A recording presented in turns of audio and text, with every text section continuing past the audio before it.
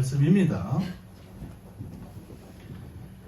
4절까지만 한 절씩 보도록 합니다. 봉독합니다.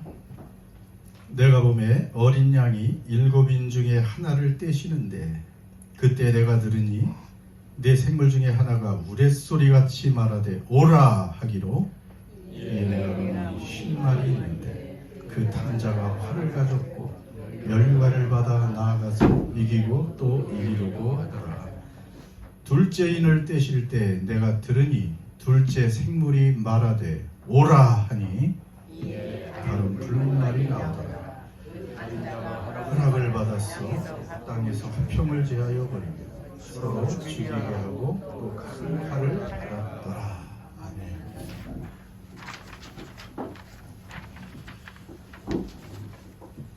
자, 요한계시록이 얼핏 보면 참 어려워 보입니다. 그리고 복잡해 보이기도 하고요. 그래서 뭐 굳이 구원받는데 지장이 없는데 이 복잡하고 어려운 그리고 이 상징과 숫자로 가득한 그림이 있는 이것을 굳이 뭐 그렇게 공부를 해야 되나 해서 사실 요한계시록이 많이 소홀히 됐죠. 그 틈에 누가 요한계시록을 열심히 붙들고 그럴듯하게 해석을 했느냐 하면 누가? 이단들이. 우리 정통교회들이 이 요한계시록을 좀 등한시한 사이에 이단들은 이것을 자기들 입맛에 맞게 합리화시키면서 잘못 번역해서 많은 성도들을 미혹했습니다. 그 성도들 중에서 왜 저런 사람들이, 멀쩡한 사람들이, 배운 사람들이, 똑똑해 보이는 사람들이 신천지로 뭐 어디 뭐 JMS로 막 이런 데로 왜 넘어가나? 근데 그 사람들 나름대로 뭔가의 관심과 호기심이 있는데 계시록을 뭐 그럴듯하게 풀어내니까 여기에 뭐가 있는 것 같구나 하면서 넘어가는 거예요. 아무 생각이 없는 사람은 오히려 안 넘어갈 수가 있는데 뭐 좀 생각하고 더 많이 알고 싶은 그런 사람들이 넘어갈 수도 있는 것입니다. 그래서 이단에 그런 사람들이 많이 들어가 있다고 볼 수가 있습니다. 요한계시록 아무튼 이 해석하는 관점이 있어야 되고요. 그냥 함부로 하면 되진 않아요. 물론 요한계시록은 7이라는 숫자가 굉장히 중요하죠. 그래서 우리가 처음에 시작할 때 몇 교회를 공부했어요? 7교회가 있잖아요. 그 다음에 이제 재앙 시리즈들이 쭉 나오는데 몇 개인? 자, 7개 교회, 7인, 그 다음에 7 나팔, 그 다음에 7 대접. 그렇게 쭉 나갑니다. 그리고 바벨론의 멸망이 있고요. 그 다음에 이제 새 예루살렘, 새 하늘, 새 땅의 도래. 자, 그런 뭐 패턴으로 이렇게 쭉 계시록이 쓰여져 있죠. 자, 오늘도 드디어 우리가 이제 6장으로 넘어가는데 내가 보면 어린 양이 7인 중에 하나를 지금 떼고 계십니다. 7인 중에 이제 하나를 드디어 떼어내십니다. 그 그림 나오죠? 그림 한번 뒤에 보시면 하나님의 오른손에 7인이 있는 7인으로 임봉된 그 두루마리에는 안팎으로 글이 가득 기록되었죠. 가득 쓰여 있습니다. 그리고 드디어 누가 임봉을 뗍니까? 어린 양이 나와서 보좌에 앉으신 이의 오른손에서 두루마리를 취하셨다. 참 이 한 절에도 많은 것들을 내포하고 있습니다. 어린 양이. 하필이면 왜 어린 양이? 그리고 보좌에 앉으시니 하나님이죠. 하나님이 보좌에 앉았다. 그 왕좌에 앉았다는 거예요. 그러니까 누가 왕이에요? 하나님만이 왕이고 하나님이 지금 온 세상을 다스린다는 의미입니다. 우리 믿죠? 그뿐 아니고 오른손에서 두루마리가 있어. 오른손은 무엇을 상징한다고요? 하나님의 권능, 파워를 또 상징해요.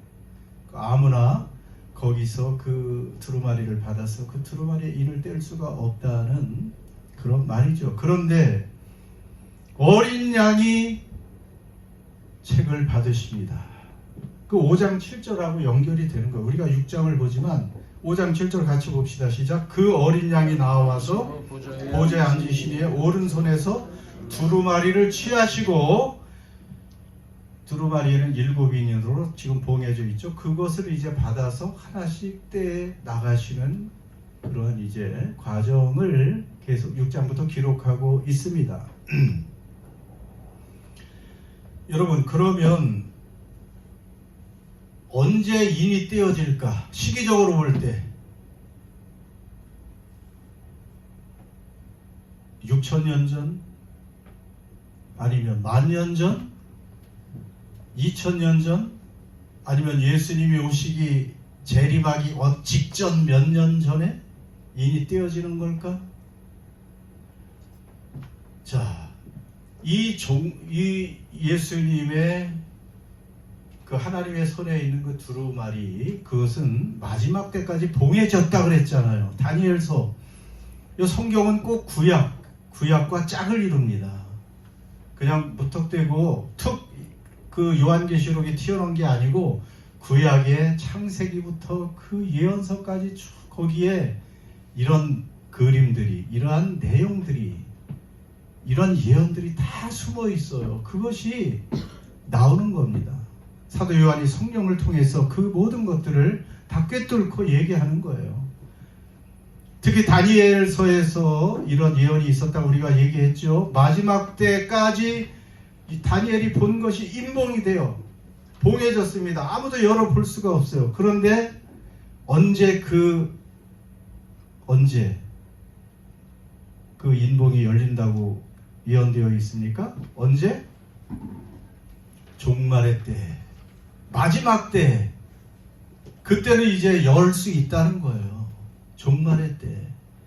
구약에 보면 여러분 선지자, 이제 우리가 공동체 성경 읽기를 통해서도 계속 읽을 텐데, 마지막 때, 종말, 주님의 날, 이런 말이 굉장히 많이 있습니다. 그게 주님의 날, the day of the Lord, 주님의 날, 종말의 때, 마지막 때, 이런 것이 굉장히 약속이 많이 되어 있습니다. 이제 그때. 그리고 종말의 때가 언제라 그랬어요? 종말은 언제부터 시작돼요? 예수님의 초림 때부터 시작되는 거예요. 종말은. 우리가 보기에는 막 2000년 전인데 해가지고 그게 무슨 종말인가? 종말은 꼭 우리가 우리도 모르게 전해된 것이 예수님 오시기 그냥 뭐 아주 가까이 몇 년 전, 길어야 몇십 년 전, 요 정도가 종말일 것 같은데 벌써 예수님이 오실 때를 종말로 말하고 있습니다. 시대가 바뀌는 거예요. 예수님이 오면서. 그 예수님의 초림이라 그러죠. 예수님이 하나님의 아들이 사람의 몸을 입으시고 이 땅에 오셔서 성육신, 그 다음에 십자가에 우리를 대신해서 못 박혀 죽으시고, 그 다음에 3일 만에 부활하시고, 그 다음에 승천하셨잖아요. 승천해서 이미 예수님은 왕권을 또 얻으신 그 사건, 그게 몇 년 안에 다 일어난 거예요. 그것을 통틀어서 예수님의 초림이다, 우리는 이렇게 설명할 수가 있습니다. 그 예수님의 초림 때부터 예수님이 다시 오시는 그 재림 때까지를 종말의 시대, 마지막 때라고 얘기할 수가 있고, 그 종말의 때에 인이 하나씩 열리는 것입니다. 그러니까 인이 열렸겠어요? 안 열렸겠어요? 이미 열린 것입니다. 마지막 때 인이 열리면서 인재앙, 나팔재앙, 대적재앙이 일어나는 것이 아니고, 자, 이미 열렸고 또 열리고 있어요. 주님이 오실 때까지, 그때까지 다 열리죠. 그때까지는. 그러나 지금도 이미 2000년 전 예수님의 초림 때부터 열리는 거예요. 그러니까 누가 이 인을 떼고 있습니까? 어린 양이 오셨기 때문에. 그 유다 지파의 그 위대한 왕이신, 사자로 표현한 유다 지파의 사자이신 예수님이 어린 양으로 표현되어 있습니다. 그 영광스럽고 거룩하고 높은 그 보좌 앞에 어린 양이, 그 어린 양은 무엇을 상징합니까? 대속의 죽음. 그래서 우리를 그 피로 사서 하나님께 드리신 그것을 상징하는 거예요. 여러분, 그래서 오늘 우리가 이 땅에 이 시대에 태어난 것이 얼마나 감사한지, 이 시대에 태어난 것이 구약 시대에 태어났으면, 예수님 오시기 전에 태어났으면 여러분 구원 받을까요? 여기 앉아 있을 수가 없죠. 우리가 또 대한민국에서 태어난 것, 이 시대에 태어난 것, 조선시대에 태어나지 않고 이 시대에 태어나서 예수님을 알게 되고 이 은혜 받는 이 시기에 하나님께서 우리를 이 땅에 태어나게 하시고 성령님을 통해서 예수님을 알게 하시고 믿게 하시고 구원받게 되니 놀라운 사실. 여러분, 그래서 우리는 이 종말의 시대를 살아가고 있다는 것입니다. 그래서 우리가 이 서론을 아는 것이 굉장히 중요해요. 인재앙과 그 나머지 나팔 그리고 대접 재앙은 순서대로 일어나는 게 아니에요. 인재앙이 끝나면 그 다음에 나팔, 그 다음에 대접 이렇게 쭉 일어나는 게 아니고 동시에 일어나는 사건들입니다. 조금 이따 그건 다시 보고요. 종말은 다시 한번, 종말이라는 것은 예수님의 초림에서 재림까지라고 그랬죠. 이 종말의 시대에는요, 자, 두 가지 사건이 벌어집니다. 구원이 있고요, 심판이 이미 있는 거예요. 자, 종말의 때 예수님으로 인해서 종말이 시작됐잖아요. 메시아 구원자가 오셨습니다. 그래서 누가 구원을 받아요? 이제 누가 구원을 받아요? 바로 예수 그리스도를 믿는 사람은 구원을 받고, 그럼 누가 또 심판을 받아요? 믿지 않는 사람은 심판을 받습니다. 여러분, 그래서 구원과 심판은 동시대에 다 일어나는 거예요. 심판은 나중에만 받는 게 아닙니다. 구원이 일어나는 곳에 심판이 있습니다. 구원이 일어나는 곳에 심판이 동시에 있는 거예요. 여러분, 하나님이 오셔서 구원할 때 거기에 동시에 심판이 있습니다. 자, 예를 들어 볼까요? 구약에서 제일 중요한 사건이 뭡니까? 구약에서 제일 중요한 사건. 예? 그렇지. 출애굽 사건. 애굽에서 나오는 그 사건. 거기서 이스라엘 백성들이 그 신음하며 그 살아가는 그 노예살이에서 하나님이 그 백성을 구원해 냅니다. 이스라엘은 구원이죠. 동시에 거기에 무엇이 있었어요? 재앙, 10가지 재앙과 심판이 있었죠. 파라오, 그러니까 바로와 그 이집트는 재앙을, 심판을 받습니다. 그래야 그들이 나오지. 심판을 받고 한쪽은 구원을 받는 거예요. 바벨론의 그 이스라엘 백성들이 또 가나안에서 하나님께 범죄함으로 그때 또 나라가 멸망하고 바벨론의 포로로 잡혀갔죠. 물론 그때는 완전한 멸망은 아닙니다. 그들을 정화시키기 위해서 하나님이 형벌을 내리시는 것이죠. 자, 바벨론에서 그러나 70년이 찼을 때 그들은 다시 약속대로 가나안 땅으로 돌아옵니다. 그들이 구원받을 때 바벨론은 또 심판을 받는 거예요. 이사야, 예레미야, 에스겔, 그런데 읽어보면 또 바벨론이 교만해서 얼마나 하나님께 무서운 심판을 받습니까? 이스라엘이 구원을 받을 때 이렇게 또 그 대적들은 심판을 받게 됩니다. 그러면 오늘 영적인 이스라엘인 우리가 예수님 안에서 구원을 받을 때 누가 또 심판을 받겠어요? 불신 세상과 사탄이 심판을 받는 것입니다. 형벌을 받아요. 거기 이 역사 속에 또 그런 일들이 쭉 있고 또 앞으로 명확하게 나타날 것입니다.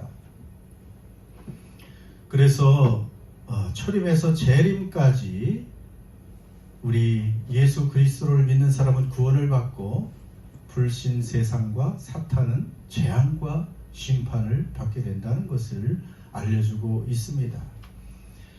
그리고 이제 앞으로 우리가 계속해서 인나팔 대접 재앙을 쭉 보기 때문에 일단 서론적으로 우리가 분명히 알 것은 그것은 뭐 인 심판이 끝나고 그 다음에 나팔 심판이 있고 그 다음에 나팔 심판이 끝난 다음에 대접 재앙 심판이 있는 것이 아니고 이것은 동시에 일어나는 그 사건을 다르게 설명하는 것뿐입니다.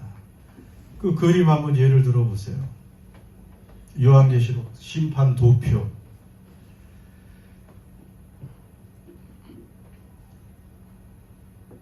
계시록 4장 5절에 하나님의 그 보좌를 설명할 때 그 보좌 앞에서 그 영광스러운 보좌 앞에 각종 보석으로 설명한 그 보좌 앞에서 하나님의 임재에 반드시 따라오는 것이 있죠. 뭡니까?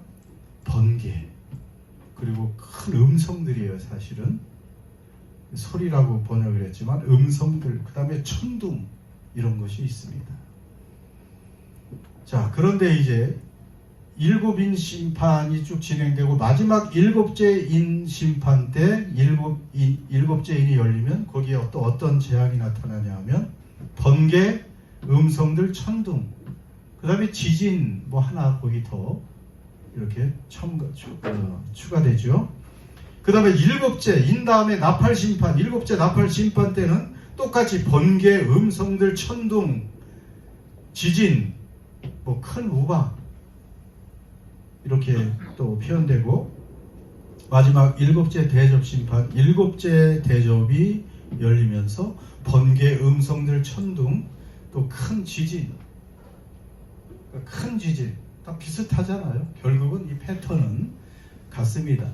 그리고 여섯째 인에 당연히 그 일곱 나팔이 들어있고 일곱째 나팔에 일곱 대접이 들어있으니까 결국은 한 가지의 한 종류의 심판인데 조금 더 다른 심화된 모습으로 그렇게 표현되는 것 뿐이지 하나님의 그 심판은 똑같다는 것을 알려주고 있습니다.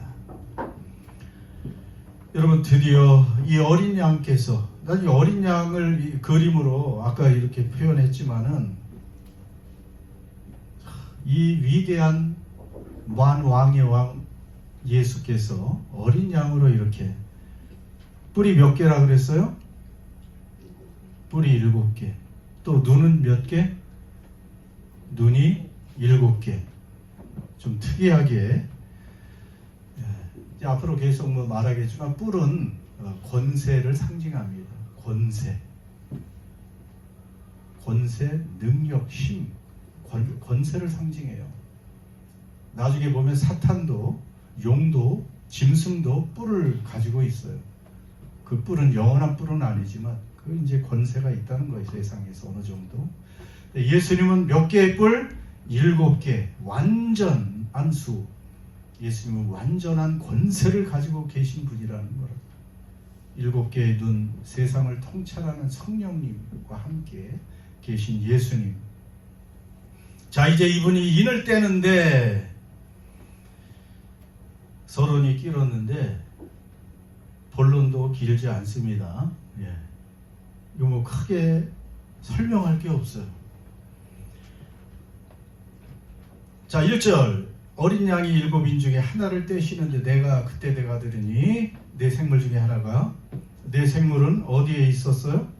보좌 앞에 내 생물이 4가지 그 얼굴을 가지고 그렇게 존재하고 있는데 이것은 계급 천사 중에 이렇게 높은 계급의 그런 그룹 중에 하나라고 했죠. 그룹들. 그 우레소리 같이 말하되 오라 하기로 이에 내가 보니 신말이 있는데 그 탐자가 활을 가졌고 면류관을 받고 나아가서 이기고 또 이기려고 하더라. 자, 첫째 인을 떼니까 무엇이 등장합니까? 뭐가 등장해요? 신말이 등장을 합니다. 흰말이 있는데 그 말 위에 누가 탄 사람이 있고 활을 가졌고 면류관을 받고 나아가서 이기고 또 이기려고 하더라. 이게 도대체 그러면 무엇일까? 이렇게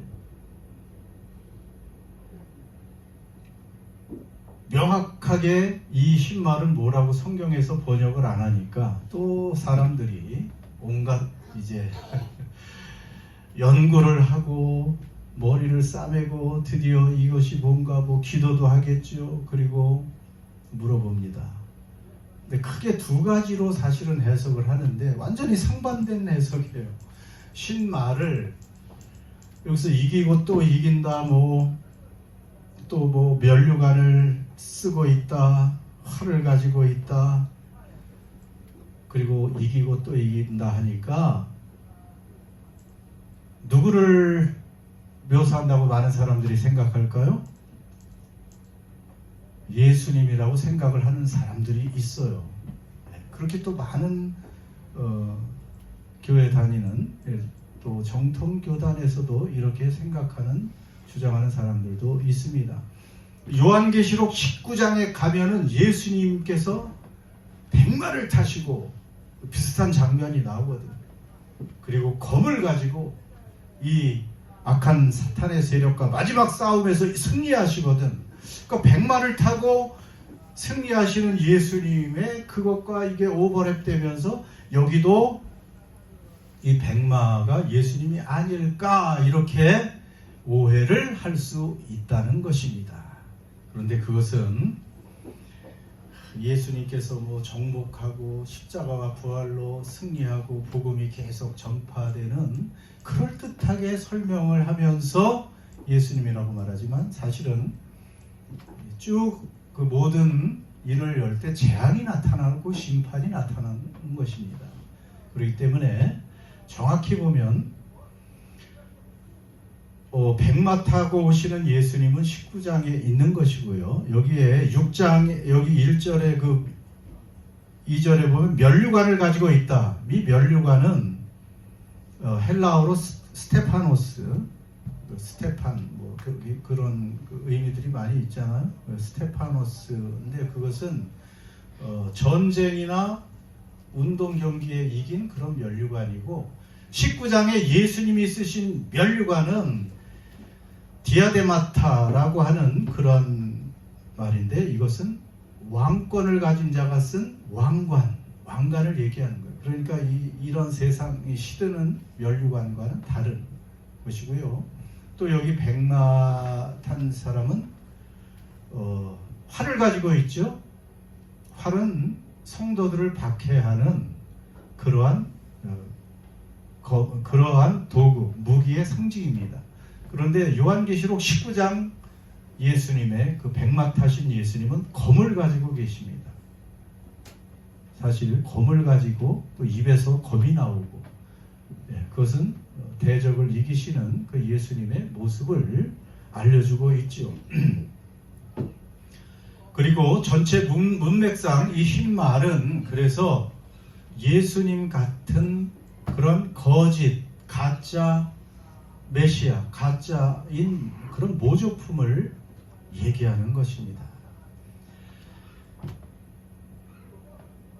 그래서 속임수와 그런 거짓된 평화를 가져오면서 세상에 어떤 낙원을 가져오겠다. 내가 세상을 구원하겠다 하는 이런 잘못된 사상이나 이념 그리고 거짓된 모조품 같은 그러한 속임수 이런 것들을 의미한다고 말할 수가 있죠.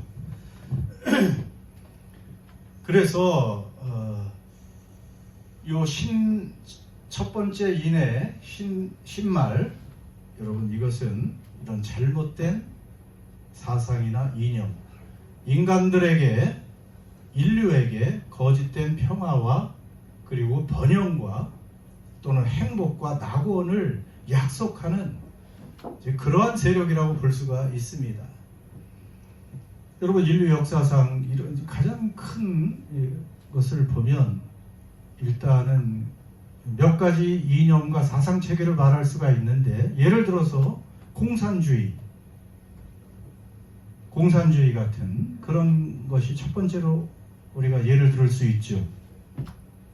사람들에게 모든 인간은 평등하니까 사유재산 이런 거 금지하고 모든 사람은 계급 사회가 아닌 정말 평등하게 그렇게 살아갈 수가 있다. 공산주의를 통해서 우리가 함께 소유하고 함께 생산하면서 한 형제로서 이 땅에 지상낙원을 이룰 수 있다. 이론은 너무 좋았잖아요. 사실은 이 공산주의 커뮤니즘도 성경 사도행전에서 유래됐을 수도 있어요. 우리 믿는 사람들은 서로 유무상통하잖아요. 제대로 된 예루살렘 초대교회는 그러나 그러한 달콤한 속임수를 통해서 칼 마르크스가 주장을 하고 이제 그 구소련에서 레닌과 스탈린에 의해서 이제 정치 체계로 굳어졌지만은 좋은 뜻을 가지고 시작했지만 결국은 오히려 많은 사람들이 거기에 속박이 되고 자유는 고사하고 평등은 고사하고 몇 명의 그 독재자들 또 공산당의 고위직들에게만 낙원이 됐지 그것을 추종하는 사람들에게는 오히려 더 큰 그런 비극이 된 그런 이념이라고 말할 수도 있죠. 거짓된 유토피아, 잘못된 낙원 우리가 보장해 준다 하지만은 실패했죠. 그래서 사실은 이 공산주의가 얼마나 많이 확장됐어요. 유럽의 일부까지 러시아 밑에 그 수많은 나라들, 지금도 중국 여전히 수정된 공산주의지만 그것 가지고 안 되니까 살짝 바꿨지만 여전히 북한 몇 나라들이 지금도 그 공산주의를 유지하고 있고 또 많은 또 나라들이 공산당이 여전히 있습니다. 그러나 이것은 잘못된 그러한 거짓된 이념이고 속임수라는 것. 인류의 많은 사람들이 많은 시간에 거기에 넘어가기도 했죠. 그 반대로 그러면 자유민주주의라고 말하는 그것은 또 제대로 된 것인가? 또 우린 무조건 신봉하지요. 자유민주주의의 세계에 있는 사람들은 다 자본주의에 속해 있습니다. 안타깝게도. 자본주의, 돈, 그림에 있구나. 돈 하면 여전히 흥미롭죠? 그러니까 자본주의도 마찬가지예요. 결국은 자유민주주의, 자유가 뭐예요? 우리는 자유롭다. 모든 속박에서 우리는 얽매일 필요가 없다 하면서 인간 자신을 내세우게 됩니다. 거기에 인본주의, 휴머니즘 이런 것들이 다 나오는 거죠. 우리가 주인이다. 인간이 주인이다. 우리의 자유를 뺏을 대상은 없다. 그러니까 하나님과 오히려 신본주의와 대치가 됩니다. 이 자유민주주의. 민주라는 뜻도 우리가 얘기했잖아요. 백성들, 국민이 주인이다. 그런데 우리의 주인은 누굽니까? 하나님과 예수님이 주인이지 국민이 주인이 되는 게 아니에요. 그리고 특히 이 자본주의에서 폐해가 뭡니까? 돈과 자본이면 우리는 행복해질 수 있고 돈과 자본이 넉넉하면 우리는 이 땅에서 정말 행복과 그 낙원의 파라다이스의 삶을 누릴 수 있다고 이렇게 속이잖아요. 그러니까 어떻게 보면 이 자본주의는 인간의 탐욕을 정당화시키고 제도화해서 유지해 나가는 그런 체제입니다. 그러니까 빈익빈 부익부가 계속 일어나고 정글의 법칙이 있는 여러분 그러한 체계라고 우리가 말할 수가 있죠. 이것도 예수님께서 최고로 경계하신 것이 우상도 우상이지만 바로 만몬, 돈을 사랑하면 일만하게 뿌리가 된다고 분명히 말씀하셨고, 이 돈과 이 지금 우리가 사는 이 자본주의 속에서 낙원과 행복을 보장한다고 말하는 이 돈의 속임수에 우리가 절대 넘어가면 안 되고, 언제든지 하나님 편에, 그리고 하나님의 가치에, 하나님께서 중요하다고 말씀하시는 것에 우리가 우선순위를 두고 거기에 가치를 부여하고 살아가는 사람들이 그리스도인이라는 것을 알려주고 있습니다. 공산주의, 자유민주주의, 자본주의 다 이것이 사실은 문제가 있어요. 요즘은 과학기술, 만능주의, 이것도 한계가 많죠. 이것도 할 말이 많지만 너무나 이제 위험한 그러한 상황에 처해진다고 말할 수 있고, 그리고 이 민족주의, 전체주의 이런 것도 마찬가지입니다. 우리 민족이 최고다. 그러다 보니까 그 히틀러 같은 사람이 나온 거 아닙니까? 아리안족, 독일, 우리 민족이 최고고 나머지 열등한 민족들은 그냥 희생당해도 돼. 그런 또 미명 아래 유대인들 600만 이상을 학살하기도 하고 전쟁을 일으켜서 또 얼마나 많은 생명들을 앗아갔습니까? 이 민족주의도 우리도 잘못하면 대한민국 사람이라는 것 때문에 굉장히 어깨에 힘을 이렇게 넣고 살아갈 때가 있습니다. 요즘에 그 캐대언이라는 그 애니메이션 영화가 또 세계적으로 아주 히트를 치고, 그 골든이라는 노래는 아마 그 세계의 애창곡이 아마 될 것 같아요. 모르는 아이부터 어른애까지 골든이라는 노래는. 그리고 그 캐대언 때문에 대한민국의 국격이 또 참 문화 강국이라고 하면서 굉장히 올라가죠.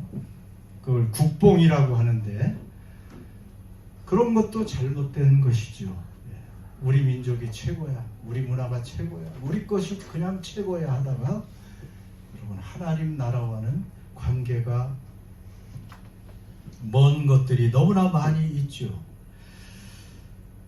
그래서 우리는 어떤 상황에서든지 이런 거짓된 이념과 사상, 체계, 이즘 이런 것에 우리가 속지 말고 하나님 나라에 속한 시민으로서 하나님께서 우리를 다스리는 영원한 왕이고, 그분은 공의와 사랑으로 다스리고 계시고, 그분이 절대적인 권한을 영원부터 영원까지 가지고 계신 분이고, 우리는 그분의 나라에 속해 살고 있다는 사실을 우리가 아는 것이 중요합니다.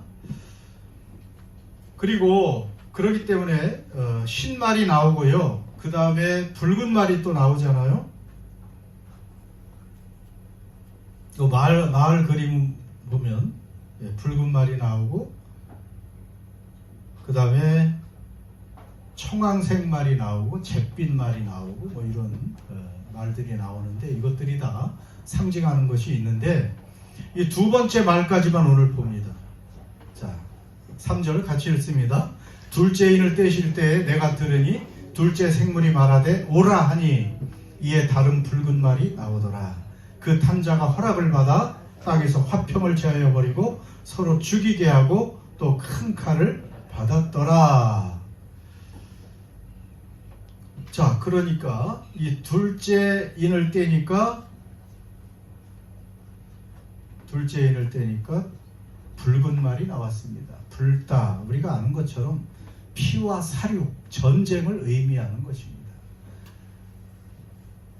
그러니까 종말의 이 시간에 이 큰 전쟁으로 인해서 사륙 그리고 피가 흐르는 이러한 사건들이 벌어진다는 것을 그 인을 통해서 우리에게 알려주시는 것입니다. 그리고 이러한 일들이 지금 역사 속에서 계속 반복이 되고 있는 것이에요.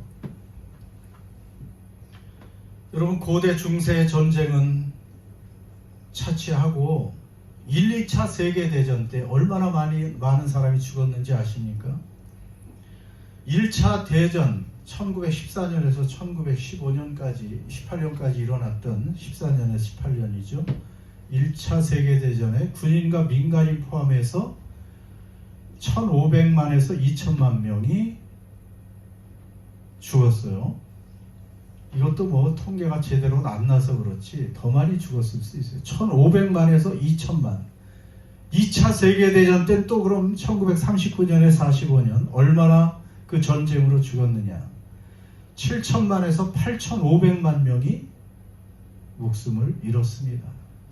거의 1억이라고 말할 수 있어요. 1억 명이 다 그 전쟁의 피해자로 죽임을 당했습니다.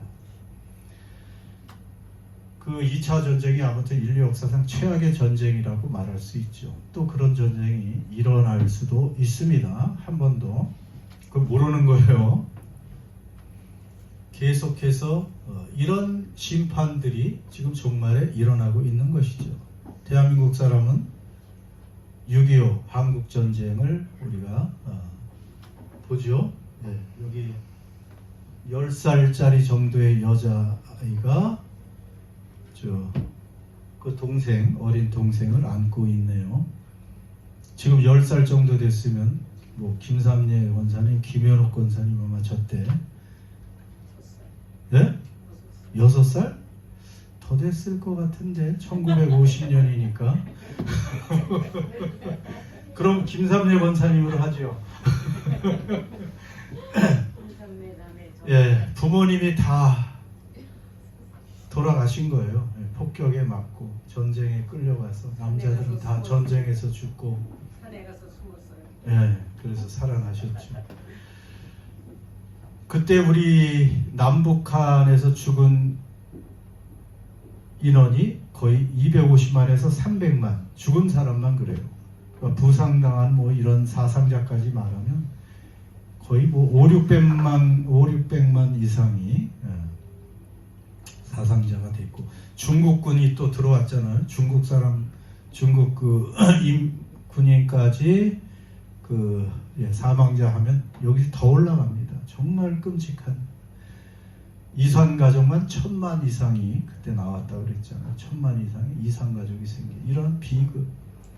이것이 종말의 역사에 계속 일어나는 지금도 뭐 전쟁이 우크라이나에서 일어나고 있고 팔레스타인에서 일어나고 있고 중동에서 또 곧 일어날 것이고 아프간에서도 또 지금 일어나고 있고 미국이 뭐 정신없이 흔들리다 보니까 잘못된 지도자로 세상에서 이제 뭐 다 전쟁들이 일어납니다. 왜냐하면 정리해 줄 사람이 없으니까 이제 마음껏 이제 그렇게 또 흔들리고 있죠. 그래서 평화를 재해버리고 서로 죽이게 하는 이 붉은 말 재앙. 그래서 이러한 그 재앙들은 계속해서 반복되는 거예요. 계속해서 이 전쟁과 사륙, 그 다음에 그 전에 거짓된 속임수, 적그리스도 같이 거짓 사람들을 속여서 너희들에게 낙원을 주겠다. 너희들에게 행복과 평화를, 자유를 주겠다고 인류에게 약속하지만 여러분 그런 것들은 세상은 결코 우리에게 평화와 자유와 번영, 안전을 줄 수가 없습니다. 세상은 이렇게 계속 이제 마지막 종말의 시대, 예수님 초림부터 오실 때까지 계속 이러한 재앙들이 반복될 것입니다. 그리고 우리 그리스도인들은 이 재앙을 어떻게 할까요? 당해요, 안 당해요? 그러나 우리도 이 속에 살아가고 있지만 하나님이 우리를 보호해 주십니다. 요한계시록 12장 정도에 가면 이제 우리에게 다 인을 쳐요. 인을 치는 그런 또 모습이 나옵니다. 그것은 그 시대 뭐 한참 또 몇 년 후가 아니고 예수 그리스도를 믿는 사람의 이마에 인을 쳐라. 그때까지 바람을 풀지 말고 그대로 바람을 가지고 있어라. 이제 그런 말씀이 또 나오면서 그러니까 이 시대에, 이 종말의 시대에 하나님의 심판과 재앙이 구원과 동시에 일어나고 있는 것이고요. 그것은 계속 반복될 것이지만 그 가운데 우리 믿는 사람들은 하나님께서 성령으로 인을 치시고 보호해 주십니다. 보호해 주신다는 것은 뭐 환난이나 시련 아무것도 안 나간다는 얘기는 아니에요. 여러분 출애굽할 때 이스라엘은 하나님이 보호해 주셨지만 그래도 광야로 나가고 광야 40년 또 많은 고생을 했잖아요. 평안히 산 건 아니에요. 그러나 하나님의 공급하심과 보호가 있었죠. 그래서 가나안으로 갑니다. 이 시대에도 우리가 걱정할 건 없어요. 예수 그리스도를 믿는 사람, 성령의 인을 친 그 하나님의 자녀들은 하나님께서 결국은 믿음을 보호해 주시고 하나님의 그 영원한 그 완성된 나라, 주님이 오실 때 완성되는 그 나라에 들어가게 해주신다는 사실입니다.